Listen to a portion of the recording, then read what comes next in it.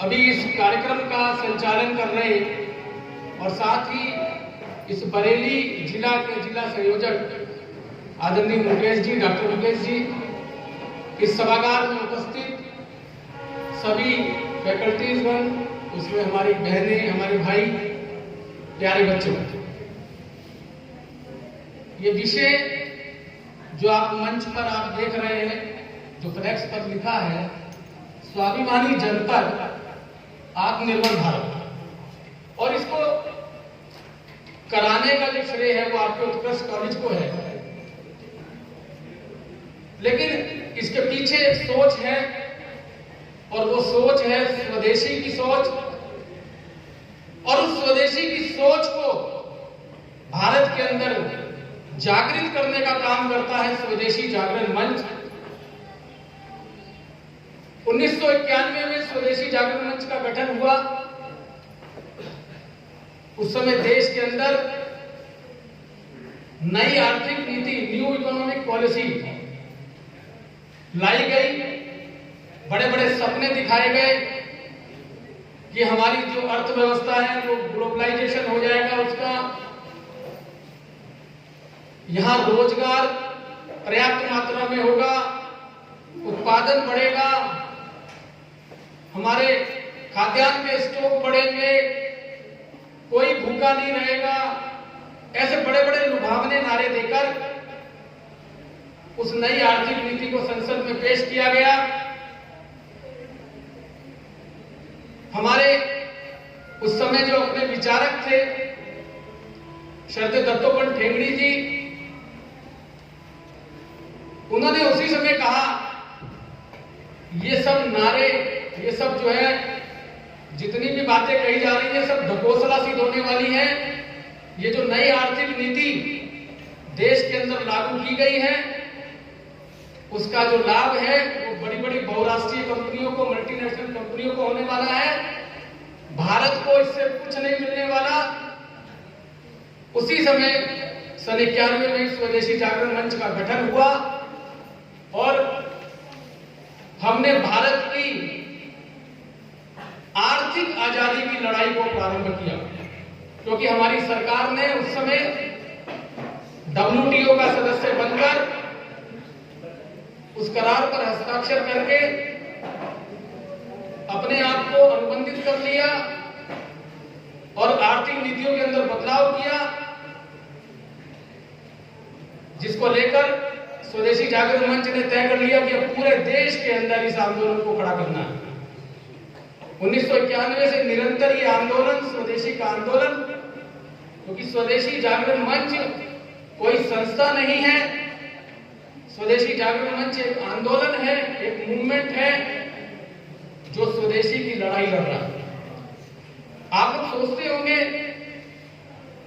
कि जब देश आजाद हो गया है तो अब काहे की लड़ाई, कौन सी स्वदेशी की लड़ाई, अब कौन सी गुलामी? वो गुलामी, अब ऐसी गुलामी हमारे ऊपर थोपी गई है जो राजनीतिक नहीं है लेकिन आर्थिक है। हमारी सारी नीतियां आज WTO के इशारे पर बनती हैं। बड़ी बड़ी जो संस्थाएं तथाकथित, चाहे वो विश्व बैंक हो, अंतर्राष्ट्रीय मुद्रा कोष हो या अन्य संस्थाएं, वो कुछ देशों को लाभ देने के लिए खड़ी हुई हैं और उन्होंने बहुत बड़ा मायाजाल भारत के अंदर बहुराष्ट्रीय कंपनियों के रूप में यहां पर बिछाया हुआ। एक ईस्ट इंडिया कंपनी भारत में आई थी तो उस ईस्ट इंडिया कंपनी ने भारत को गुलाम बनाया।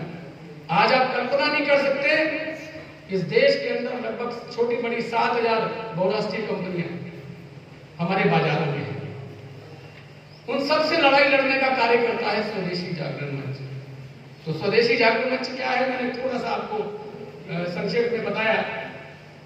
बहुत सारा 1991 से बहुत सारे आंदोलनों को हमने लिया है, सरकारों से हमने लड़ाई लड़ी है, उन लड़ाई में हम जीते भी हैं। बहुत सारी बातें हमने सरकार की, जो सरकार ने कानून बनाने का प्रयास किया, हमने उसको रोका भी है और निरंतर हम लड़ रहे हैं, लड़ते रहेंगे इस विश्वास के साथ कि भारत की जनता आज हमारे साथ खड़ी है। मित्रों, गत वर्ष छोटे से वायरस ने एक बड़ी महामारी का रूप लिया। और वो वायरस भी कहां से आया? वो हमारे पड़ोसी देश चीन से आया।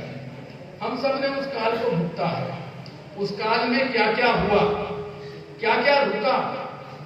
देश के पहले इतिहास के अंदर मैं देखता हूं कि भारत की रेलगाड़ी, जो भारतीय रेल आज तक नहीं रुकी, वो भी रोकनी पड़ी। पूरे बाजार सुने हो गए, पूरा देश सुना हो गया एक छोटे से अदृश्य वायरस के कारण। और वो वायरस कहां से दिया गया? वो हमारे पड़ोसी राष्ट्र चीन से आया। उस चीन से जिसने भारत की सीमाओं पर आक्रमण किया, उस चीन ने जिसने भारत के बहुत बड़े भूभाग पर कब्जा किया, जिसकी विस्तारवादी नीति के कारण आज भी हमारे देश के अंदर लद्दाख, अरुणाचल प्रदेश, ऐसे बहुत सारे क्षेत्रों के अंदर भारतीय सेना को उनके साथ लड़ना पड़ता है। भारत के बाजारों पर चीन ने कब्जा किया, भारत के पूरे उद्योगों को तबाह किया। तो जब ये वायरस आया, उस वायरस के परिणाम स्वरूप पूरे देश की अर्थव्यवस्था गड़बड़ाई, हमारे देश की भी अर्थव्यवस्था गड़बड़ाई। आपने देखा बहुत बड़ा संकट खड़ा हो गया, रोजगार पे बहुत बड़ा संकट खड़ा हो गया। प्रवासी मजदूर हमारे भाई जो बड़ी दूर दूर काम करते थे, उन्हें अपने घर में लौटना पड़ा। उनके कितने बदतर हालात थे कि वो किस हालत में वहां से निकले।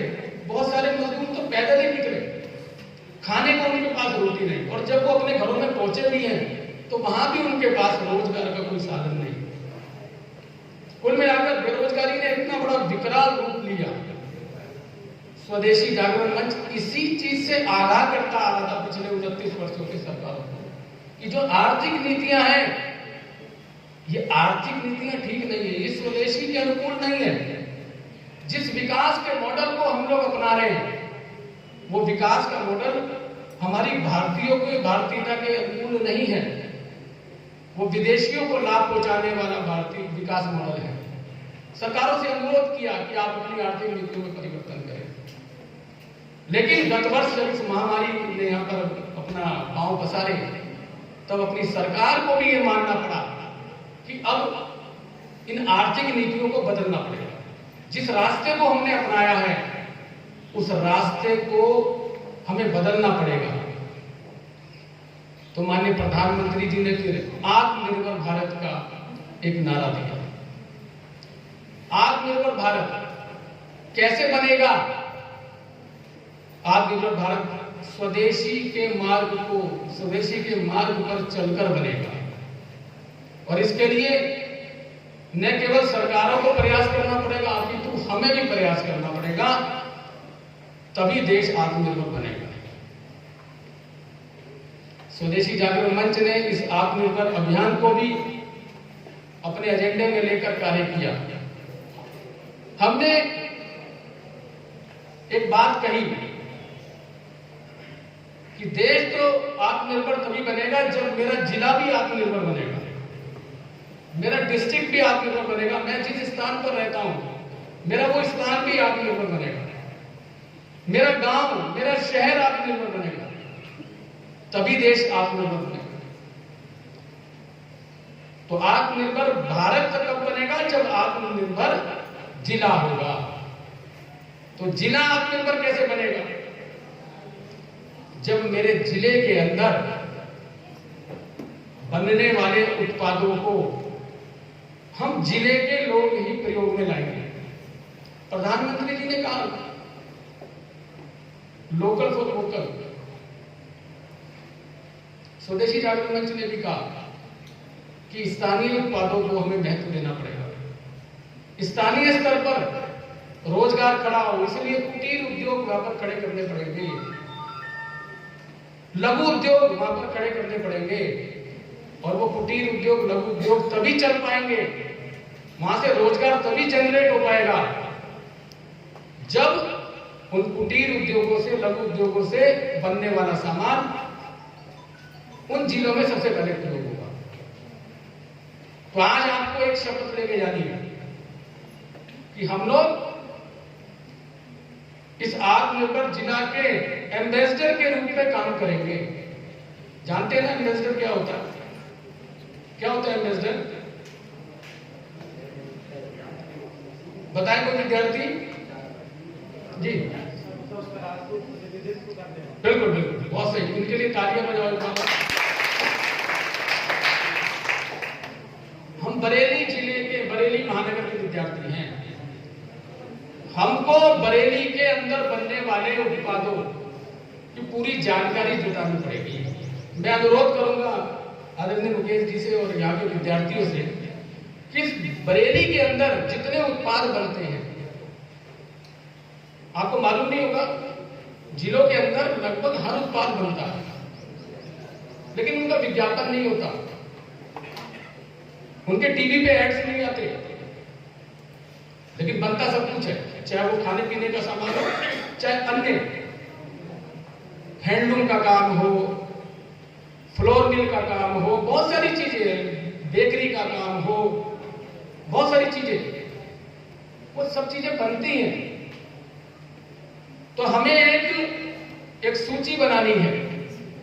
ये कार्य आप इनको एक प्रोजेक्ट के रूप में भी दे सकते हैं कि आप प्रोजेक्ट के रूप में ये तैयार कीजिए कि बरेली के अंदर कौन कौन से उत्पाद बनते हैं, किस किस ब्रांड के उत्पाद हैं, और उसको बनाने वाली संस्था कौन है, और उनका कॉन्टैक्ट नंबर, उनका मोबाइल नंबर।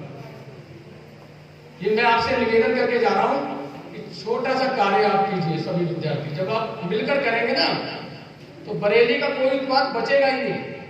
तो आप पूरी सूची तैयार कीजिए। जब वो सूची तैयार हो जाए, वो सूची फिर आम लोगों के बीच में जानी चाहिए। हमारे यहाँ के निवासियों को कैसे मालूम चलेगा? उस सूचियों को हम लोग प्रिंट कराएंगे, हम छपवाएंगे, और छपवाकर उसको अपने गली में, मोहल्ले में, जहां भी हम बैठेंगे वहां उसको वितरित करेंगे, ताकि लोगों को मालूम चले कि मेरे जिले के अंदर क्या क्या होता है। स्वदेशी जागरण मंच स्वदेशी के लिए, स्वदेशी उत्पादों के लिए छोटे छोटे मेले, छोटी छोटी हाट का आयोजन करने वाला है। हम किसी एक स्थान पर 2 दिन, 3 दिन, 4 दिन का एक छोटा मेला लगा सकते हैं। मेला लगाएंगे और वहां हम सब कंपनियों को, उन सब प्रोडक्ट्स को बेचने वालों को वहां बुलाएंगे, और अपने महानगर की, जिले की जनता को वहां बुलाएंगे। वो आए और वहां से उस उत्पाद को देखें, उसको खरीदें। यानी एक तरह से उस उत्पाद की ब्रांडिंग हम लोग करेंगे, सब लोग मिलकर। बताइए, ये प्रयास हम लोग कर सकते हैं कि नहीं कर सकते? ये लिस्ट, सूची बनाने का काम हम कर सकते हैं कि नहीं कर सकते? तो कितने विद्यार्थी करेंगे? सभी लोग करेंगे। चलिए, बहुत अच्छा, एक बार अपने लिए ताली आप लोग बजाएंगे।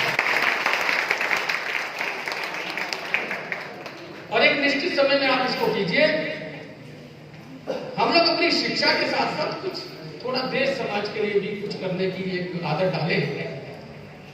उसके बाद हमारे में से कुछ युवा ऐसे भी निकल सकते हैं। आजकल वैसे युवाओं को और युवतियों को नौकरी की ओर भागना बहुत अच्छा लगता है, लेकिन आप अगर रोजगार के आंकड़े उठाकर देखेंगे, क्या नौकरी सबको मिल जाती है? क्या नहीं मिल जाती?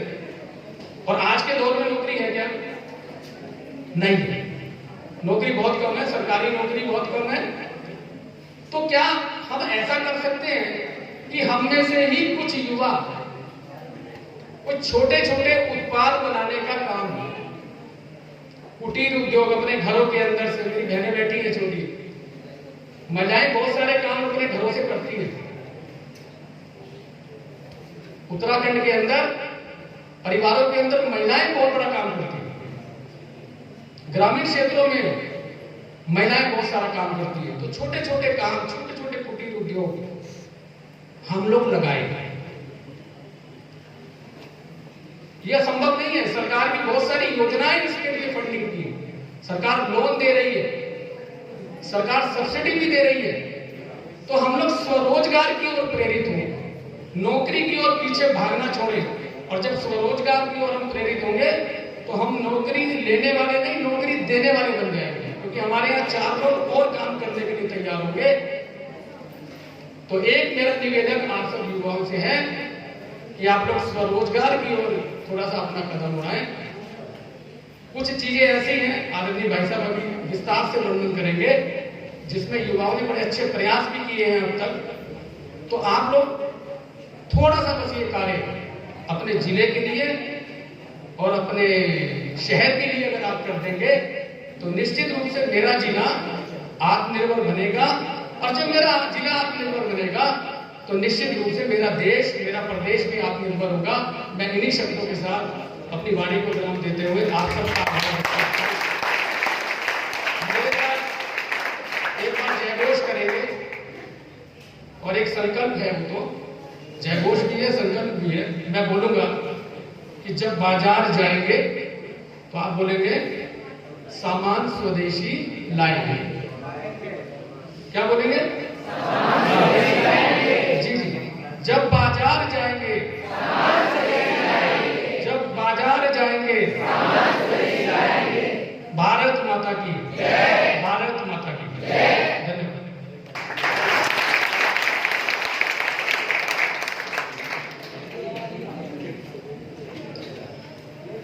अभी आप लोग स्वदेशी के बारे में ढेर सारी जानकारी ले रहे थे राजीव जी भाई साहब से। अब बिना किसी भूमिका के मैं सीधे सीधे जो हमारे राष्ट्रीय संगठन हैं स्वदेशी जागरण मंच के, समय का अनुदान चलकर हमारे बीच आया है, विधि का विधान हमारे बीच चलकर आया है। अरे आप अपनी पात्रता को संभाल कर रखिए, ज्ञान चलकर हमारे बीच आया है। ऐसे राष्ट्रीय संगठन माननीय कश्मीरी लाल जी, मैं निवेदन करूंगा, एक बार जोरदार तालियां आपके लिए।